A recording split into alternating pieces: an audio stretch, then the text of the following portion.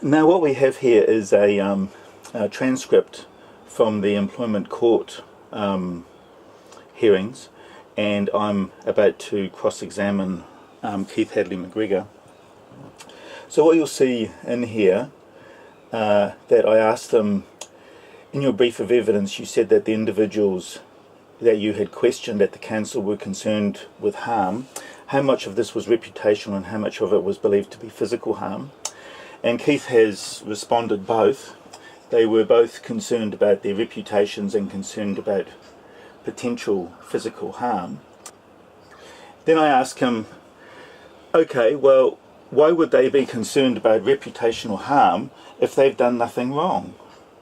Because questions were being asked of a previous employer, which carries the implication that they were in some way guilty of some actions that were inappropriate.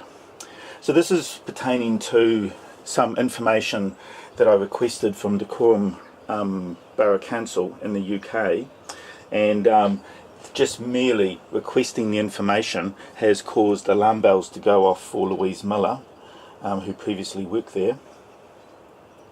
So I then ask him, just in this context as well, would you agree that a person charged with 2 criminal offences carries a certain amount of stigma with it as well? And he responds yes.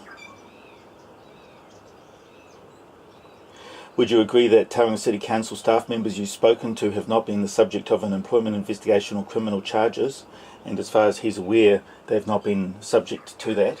So on the one hand, we actually have Louise Miller getting very concerned about the fact that I'm making inquiries at the Dacorum Borough Council, but yet, on the other hand, I've actually had to go through a lengthy employment investigation and 2 criminal charges, which, given that they were only dropped back in February 2015, and this whole debacle started in March 2014, has essentially been pretty close to a year-long process. So I then ask, which party do you believe would be more aggrieved from the stigma associated with the actions, the party that has been subject to employment investigation and criminal investigation lasting a year, or the party that is just having to defend themselves? And of course Mr. Ward Johnson then objects. And you'll see here that what then happens is that Keith Hadley McGregor basically tries to avoid answering it. So after the objection, I then ask, if you do not understand the question, tell me and I will rephrase it for you. I understand the question. My involvement with the council was to support the officers concerned, and my focus was on the level of emotional distress and the terms of what I observed. The people who were most affected by the action were the council members. So in other words, because he hasn't actually had any discussions with me, he can't comment on the level of distress that I've perhaps been through. So then I ask him, in terms of an employment situation, what parties do you normally involve? And he says the affected parties. And I then say, is that all the affected parties? And then he then clarifies that those who I'm asked to speak to, yes. And I ask him, would that typically include, for example, employees and managers? And he says yes. And in this case, you've only spoken to one party, is that correct? TCC, and he confirms that that is in fact the case. You haven't invited me to any discussion with this? No.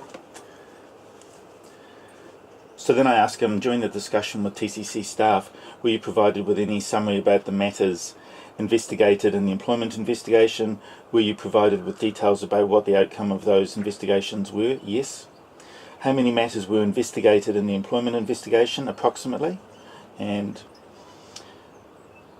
I can't recall the details, so yet he seems to claim that on the one hand he has aware of the background, but yet he doesn't actually know how many issues were raised.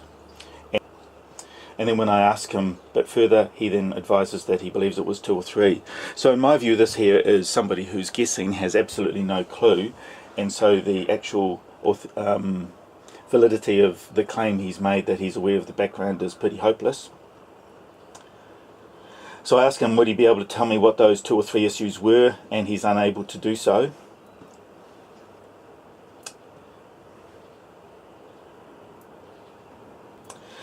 So I then ask him, in the 3 months after Grant Strang arrived at Tauranga City Council, were you advised that 2 other staff that that had been there in excess of 7 years promptly left, and he was.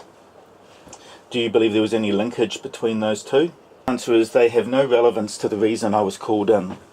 The reason I was called in was to assist the staff who were suffering from emotional upset. So who left, who didn't leave, it was irrelevant. So what we have here is once again the same clean slate scenario that existed with the contractors and Grant Strang's use of them, also unfolding here in terms of this professional psychologist, industrial psychologist who's been involved. So he's aware of the background, but as far as he's concerned, it isn't relevant to the work he is doing. So after that line of questioning, the next question I posed to Keith Hadley McGregor is whether he's seen any evidence of physical threats, and he responds no, not that he can recall, but he'd have to go back and check. So that means that we actually reach a point here where at the beginning he said that staff were suffering from reputational damage and also possible physical harm. There is no evidence of the physical harm that he talks about, so that leaves only one thing left, which is reputational damage. So even though the comments on the whiteboard are included in the employment investigation, which here Keith Hadley McGregor claims to be aware of, I then ask him, were you told in the week leading up to the whole employment investigations that 2 comments were placed on the whiteboard which Grant Strang had requested? And he's unclear about what I'm talking about. Yes, he requested the comments be put on the whiteboard. He isn't aware of that. So this is all just further evidence of somebody who really doesn't know, in my view, the background, and isn't interested in knowing the background because it is counterproductive to the outcome which Tauranga City Council wants and the outcome that he requires in order to get paid. So now he is aware of them as a result of me questioning him. As I previously said, in the judgment of Judge Corkle in the second round of employment court decisions, he reached the conclusion that the information provided to councillors, 2 councillors, Greg Brownless and Larry Baldock, did in fact not fall under qualified privilege and also breached confidentiality, so found in favour of Tauranga City Council in that scenario. Now what I then did is, given the information hiding that once again occurs in this scenario, I then requested via Lagoima from TCC the result of the staff surveys basically from 2013 to 2015. After lots of toing and froing and approximately a year of waiting for the Ombudsman to force them to provide it, the Council then did provide the information. And the purpose of getting this staff survey was that I'm aware that from previous staff surveys there is 2 parts to this. One part is where the councillors and other managers are asked what do they want the organisation to look like, and then the second part is actually measuring from the results of the survey how the council is actually performing. And this survey, staff survey, typically goes into the CEO's performance review, and also gives you, I guess, a very good indicator of the health or otherwise of Tauranga City Council.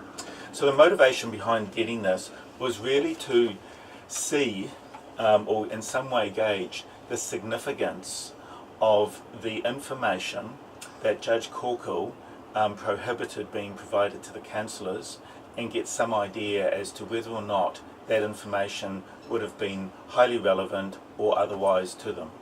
So what I'm going to do now is show you the staff survey results I got, and we'll just have a little bit of an analysis of that.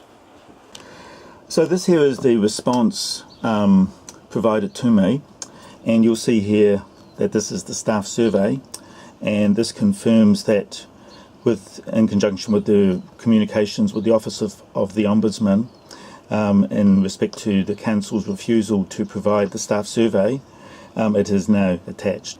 The other thing which is interesting with this, which is essentially a anxiety which Tauranga City Council has in relation to pretty much everything that I do. And you'll see in the disclosure I provide that pertains to Sun Live articles and everything.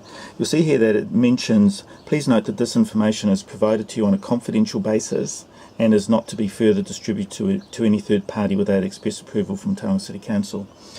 Now, this staff survey has nothing to do with anything that was covered in the employment investigation. It has nothing to do with anything that was released in the criminal disclosure or in terms of any of the criminal processes. It has nothing to do with, as far as I can determine, anything, but yet the council is really concerned about what I'm going to use this information for. And that's come from Kirsty Downey. So here are the staff survey results from 2015, and you'll see that in some places that it actually also provides some comparisons back to 2013. Now, the first thing we're going to have a look at is, in terms of the organisation as a whole, what is their preferred mode of operation in terms of what the management want, what the councillors want, etc. So what we'll do is we'll just jump to the preferred type of behaviour in the organisation. And this one here essentially seems to summarise the results from all of the people questioned. So what we've actually got here is that they don't want aggressive defensive styles, so that's way down. They don't want passive defensive styles. What they would like is constructive styles. So they are basically wanting to get achievement, be self-actualizing, humanistic, encouraging, and affiliative. Now those words are in some cases perhaps not fully understood by the average person. So let's just have a little bit of a look at what self-actualizing means. So what we've got here is a Wikipedia article, and you'll see that essentially what self-actualization is man's tendency to actualize himself to become his potentialities. So the potential of a person, man or woman. What we've got here is from dictionary.com the definition of humanistic, and it relates to a person having a strong interest or concern in human welfare, values and dignity. Now this is perhaps a worthwhile point for me to pause and reflect on both the criminal and employment aspects that I've had to go through. In my view, they're as far removed from this goal as is practically possible within the workforce. And I believe that the Tauranga City Council has an enormous job to actually try to even get close to this goal based on my experience, and if that's anything to go on for other staff, it really is a pretty sick place. Now what I've done here is put on the summaries here of what these actually mean, and what we've got here is able to focus on new endeavours instead of what I've called treading water and just dealing with the business as usual activities, having concern for human welfare, and we've also got in there encouraging, which is pretty self-explanatory, and here we've got working with others, most likely in terms of other organisations when we're talking about the context of a council. Now what I've then got here is the actual results, and the first one is from October 2013. So what we actually see here is what I would have to say is something that's quite disappointing. The biggest areas which we need are over here, and in fact out of the three areas that is actually the smallest, and in fact most of the mode of operation of the council is passive defensive and aggressive defensive. And what you'll see over here is that that's actually spelt out in plain English, that the primary style is avoidance and the secondary style is conventional. The style that we actually want to see of is more of the constructive style. Now we've actually also got the operation of the council in August 2015, and these are actual results once again, and really doesn't look like much has actually changed. I'll pull up the old one. There might be a tiny little bit of movement over here, that in fact most of this looks pretty similar.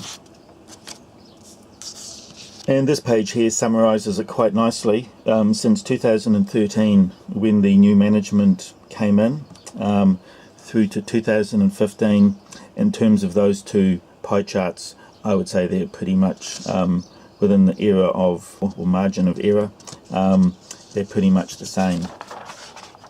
And what this is of course showing here is that if this is what you want, depending on the culture of the environment, you may actually end up with something that looks like this.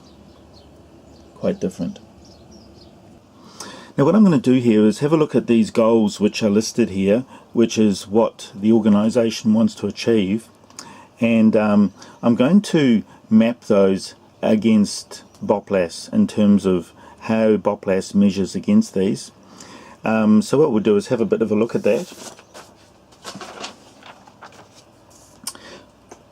So just going back to this, we had 4 areas: achievement, self-actualizing, humanistic and affiliative. So before we go to that, I'll just identify these 4 areas here, which I'll cover off when we're looking at BOPLAS.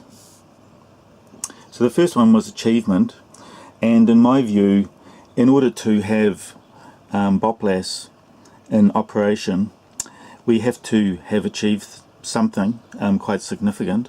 We've had to achieve a shared service outcome, which requires working with lots of other people from other councils to head toward a common goal for all the communities involved. So in other words, thinking outside of the scope of what would normally be the case and working with others, that has got to be an achievement. In order to get to this, the second criteria is self-actualizing, and I believe that that is necessary. As I mentioned earlier, essentially this is talking about elevating yourself above the scenario where you're just dealing with the day-to-day existence type requirements, paying your mortgage, coming to work because you have to. Here you've actually moved yourself into another plane of operation in terms of those things not being that critical anymore, and actually thinking about what needs to be done in order to move forward. So in my view, BOPLAS definitely ticks this box. You have the ability to look across multiple organisations and identify common goals and achieve efficiencies of scale. It's well above the normal day-to-day work of fighting fires and doing repetitive stuff. Now the other part of this is humanistic, and I've got this as yes as well, because what you're doing in order to achieve BOPLAS is you're thinking outside of the square of what one council can actually do, and you're looking across the whole region. Any gains here are always going to affect other people in the community, because that is the reason a council exists in the first place. The services it's providing essentially are all about providing a good environment, clean water, sewage treatment facilities, etc., good roading for people, and because it ties back to people, it's got to tick this box as well. Now in my view, in terms of somebody who was involved in BOPLAS and the sort of treatment I got, I believe that this here is a complete and utter fail in terms of the existing council management. Now the last goal that the council is striving for is to be affiliative, and I've ticked that as a yes in terms of measuring BOPLAS, and of course I think this is probably the one which has the most direct relationship between BOPLAS and the actual goal that is trying to be achieved, because if you're working across multiple councils, you are affiliative, you're working with other entities, and you're transcending the boundaries of what one council would normally do and working across, once again, a whole region or group of organisations in order to achieve some sort of goal. Now, I've also put my thoughts down in terms of what I actually believe affiliative requires, and affiliative in my view requires honesty, and I guess tied in with that would also be integrity, it requires good communication, it requires a commitment to see it through to the end, and it requires some degree of creativity or inspiration to look at where things can be done for a common gain across multiple organisations. A lot of this, all in my view, feeds into one thing, which is trust. And that's something that I've mentioned before in terms of BOPLAS. You need trust before others are going to actually come on board. And when they see these things here happening, that is likely to result in a positive environment where that is going to happen. Now, in terms of honesty, with what I have done, I have been, in my view, completely honest at every step of the way. Perhaps too honest, some people would say, but nevertheless, that is one of the requirements we need in order to reach or aspire to this goal. I've also communicated with the group manager. I've communicated with others and advised them to pass their feedback on to the group manager, Jane Lovell-Gadd, or to the CEO. I've communicated with Jane Lovell-Gadd and the CEO on 2 occasions, and I've provided them with as much information as I could to point out what was actually really happening. I had a commitment to that which went over several months, and the commitment was also there in terms of BOPLAS over a number of years. And yes, I believe there's been a degree of creativity in order to actually achieve this, and that has ultimately come back to providing a trusting relationship with other councils where the honesty they get about how this is going to advantage them and what it's going to cost and things like that is completely open, and it's well communicated. So the council as it currently stands is underperforming according to its own measure, and I believe that you only have to look at the humanistic side of things and see how poor they're achieving in terms of the outcome for me, and have a look at this and see how they're fundamentally doomed to never achieve those goals unless they actually start addressing the hard stuff which they don't want to look at. So what the purpose of that was for was to take my thought and look at how the project or the aspiration of BOPLAS matched in with what the goals were of the council moving forward. And from my own assessment, essentially there is a complete match. In other words, if you achieve those goals, you are likely to be doing the sort of initiative which involves BOPLAS. So what I want to now do is come back to the Judge Corkle judgment, and what he's done there is said that qualified privilege doesn't apply, and therefore has given the council another avenue in which to pursue me. But in doing so, what he has done is, in my view, crippled the councillors in terms of actually assessing the true performance of the CEO and what he's been up to.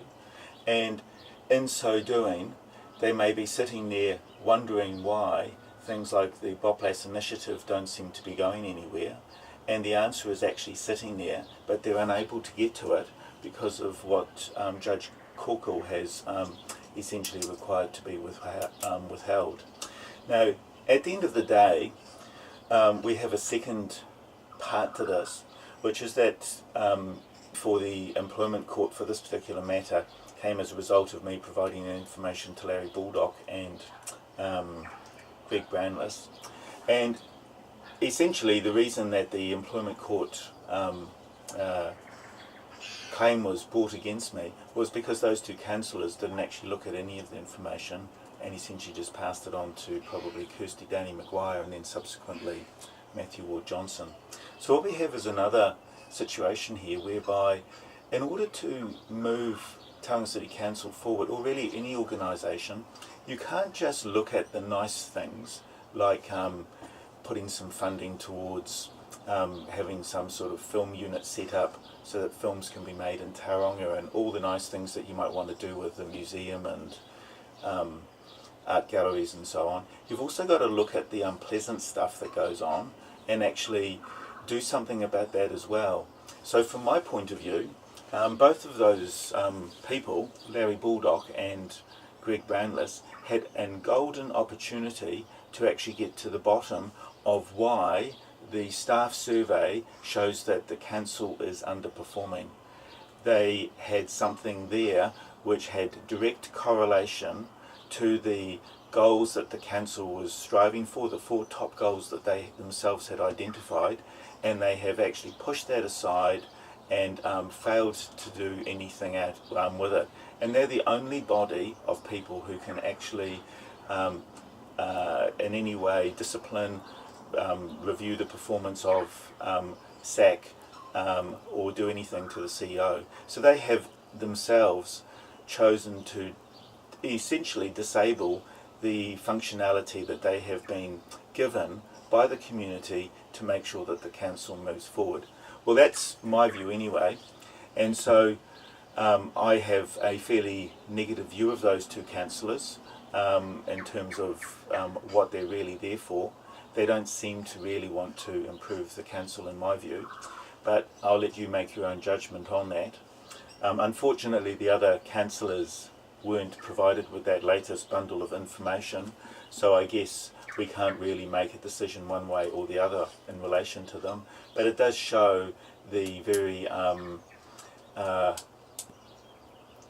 difficult challenges that exist getting councillors in that actually ask the hard questions, and when information isn't being provided, actually ask the question, why can't we see that information, especially if it relates to the operation of the council and the performance or otherwise of the CEO.